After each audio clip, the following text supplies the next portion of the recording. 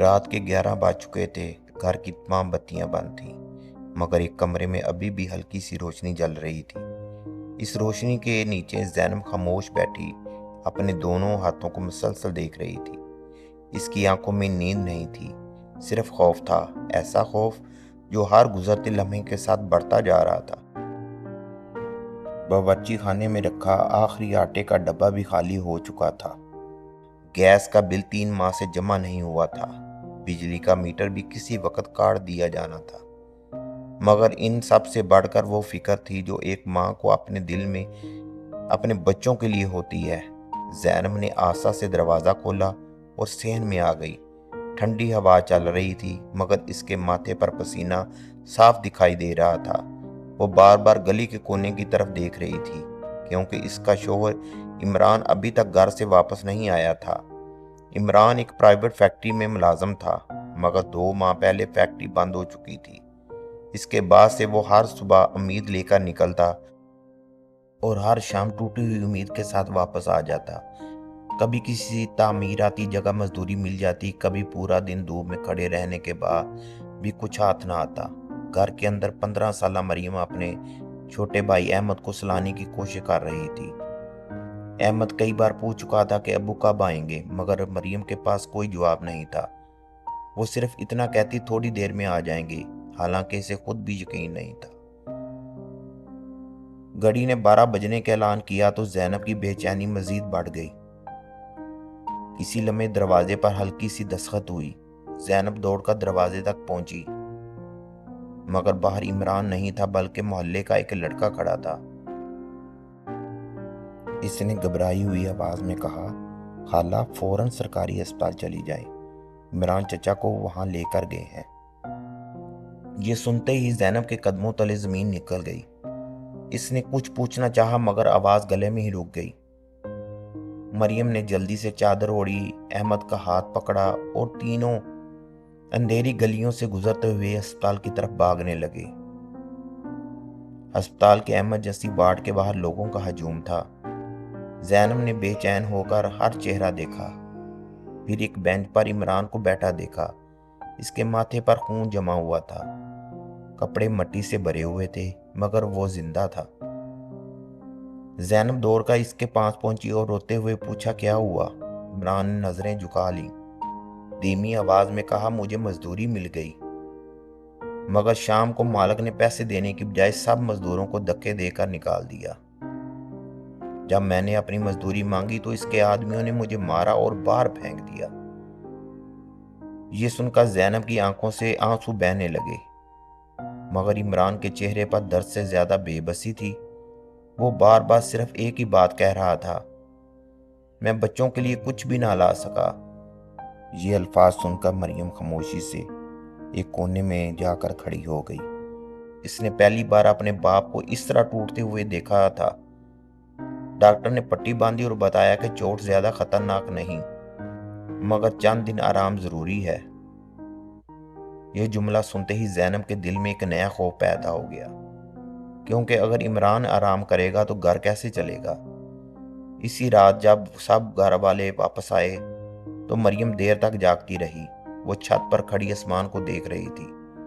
اس کے دل میں ایک ایسا فیصلہ جنم لے رہا تھا جس کے بارے میں اس نے ابھی تک کسی کو کچھ نہیں بتایا تھا۔ صبح سورج نکلنے سے پہلے وہ خاموشی سے گھر سے باہر نکل گئی۔ کسی کو معلوم نہیں تھا کہ وہ کہاں جا رہی ہے۔ اور جب زینب کی آنکھ کھلی تو مریم کا بستر خالی تھا۔ صبح زینب کی آنکھ کھلی تو مریم واقعی گھر میں موجود نہیں تھی۔ اس کا بستر خالی تھا، اس کی چپل بھی دروازے کے پاس نہیں تھی۔ زینب کا دل زور زور سے دھڑکنے لگا اور اس نے پورے گھر میں مریم کو آواز دی، مگر ہر طرف خاموشی تھی۔ عمران بھی درد کے باوجود اٹھ بیٹھا، اس کے چہرے پر پریشانی صاف دکھائی دے رہی تھی۔ احمد ڈر کر ماں سے لپٹ گیا اور روتے ہوئے بولا، باجی کہاں چلی گئی ہیں؟ زینب کے پاس اس سوال کا کوئی جواب نہیں تھا۔ وہ صرف دعا کر رہی تھی کہ اس کی بیٹی خیریت سے ہو۔ اسی وقت دروازے پر دستک ہوئی۔ محلے کی عورت نے بتایا کہ اس نے صبح سویرے مریم کو بس اڈے کی طرف جاتے دیکھا تھا۔ یہ سنتے عمران نے تکلیف کے باوجود اٹھنے کی کوشش کی، مگر چوٹ کی وجہ سے دوبارہ بیٹھ گیا۔ ادھر مریم شہر کے ایک بڑے اسکول کے سامنے کھڑی تھی۔ اس نے کئی دن پہلے اخبار میں ایک اشتہار پڑھا تھا جہاں وقتی ملازمت کی ضرورت تھی۔ وہ جانتی تھی کہ اس کی عمر کم ہے، مگر اسے یقین تھا کہ اگر وہ گھر کے لیے کچھ نہ کرے تو مزید حالات خراب ہو جائیں گے۔ اس نے ہمت کر کے دفتر کا دروازہ کھٹکایا۔ سامنے بیٹھی خاتون نے اس سے تعلیم اور گھر کے حالات بارے میں پوچھا۔ مریم نے جھوٹ نہیں بولا، اس نے ہر حقیقت آنسوؤں کے ساتھ بیان کر دی۔ خاتون کافی دیر تک خاموش رہیں، پھر بولی، بیٹی تمہاری عمر ابھی پڑھنے کی ہے، مگر تمہاری سچائی نے مجھے متاثر کیا ہے۔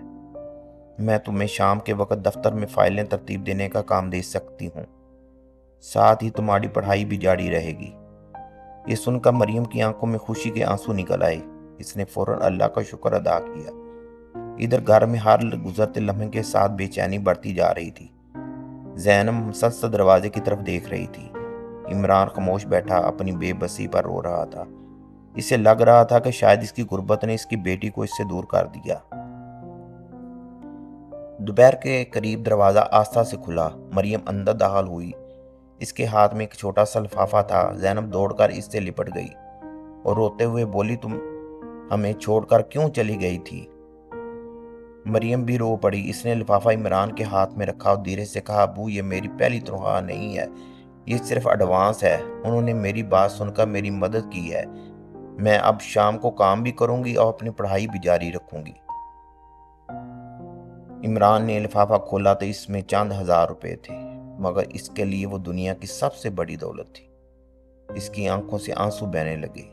اس نے بیٹی کا ماتھا چوما اور کہا، بیٹی آج تم نے مجھے یہ سکھایا ہے کہ غربت انسان کو تھکا سکتی ہے، مگر اگر گھر والے ایک دوسرے کا ہاتھ نہ چھوڑیں تو کوئی مشکل ہمیشہ نہیں رہتی۔ چند ماہ بعد عمران کو بھی دوبارہ ایک فیکٹری میں ملازمت مل گئی۔ زینب نے گھر میں سلائی کا کام شروع کر دیا۔ مریم اپنی تعلیم جاری رکھتے ہوئے شام کو کام کرتی رہی۔ احمد پہلے سے زیادہ دل لگا کر پڑھنے لگا۔ ایک شام جب وہ ایک ساتھ دسترخوان پر بیٹھے تھے تو صرف دال اور روٹی موجود تھی، مگر اس دن کسی کو اس سادہ کھانے کی کمی محسوس نہیں ہوئی، کیونکہ اس گھر میں دوبارہ امید لوٹ آئی تھی۔ محلے کے اکثر لوگ کہتے تھے کہ اس گھر کی خوشیاں پیسوں سے نہیں بلکہ ایک بیٹی کی قربانی، ایک خاندان کے اتحاد سے واپس آئی ہے۔ زندگی نے انہیں یہ سبق دیا تھا کہ حالات کتنے بھی سخت کیوں نہ ہوں، اگر گھر کے افراد ایک دوسری کا سہارا بن جائیں تو اندھیری رات بھی ایک دن ضرور ختم ہوتی ہے، اور طلوع ہونے والا سورج صرف روشنی نہیں بلکہ نئی امید بھی ساتھ لاتا ہے۔